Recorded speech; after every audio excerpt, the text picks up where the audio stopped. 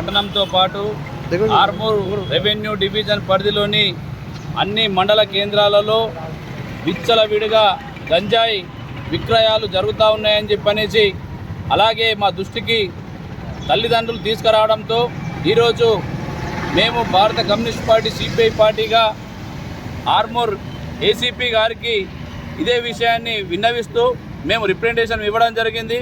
ప్రధానంగా ఆర్మూర్ పట్టణంలోని కొన్ని అడ్డాల మీద గంజాయి విక్రయాలు అమ్ముతున్నారని చెప్పనేసి మా దృష్టికి రావడంతో మేము ఏసీపీ గారిని కలిసి మేము వివరించడం జరిగింది.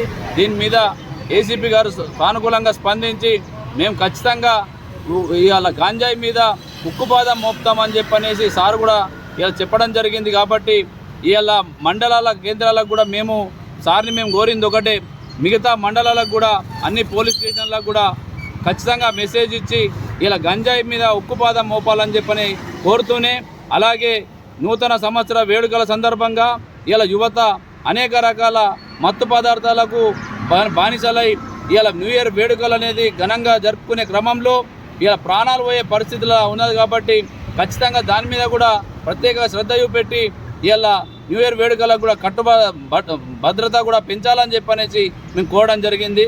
ఈ గాంజాయి మీద ఉక్కుపాదం మోపే క్రమంలో పోలీసులతో పాటు మా వంతు కూడా మేము ఖచ్చితంగా సహకరిస్తాము. భారత కమ్యూనిస్ట్ పార్టీగా మేము చూస్తూ ఉన్నాము. గలీలలో వెళ్ళినప్పుడు వాళ్ళ తల్లిదండ్రులు మాతో చెప్పుకొని వాళ్ళ ఆవేదనని మాతో చెప్పుకోవడం జరుగుతూ ఉన్నది.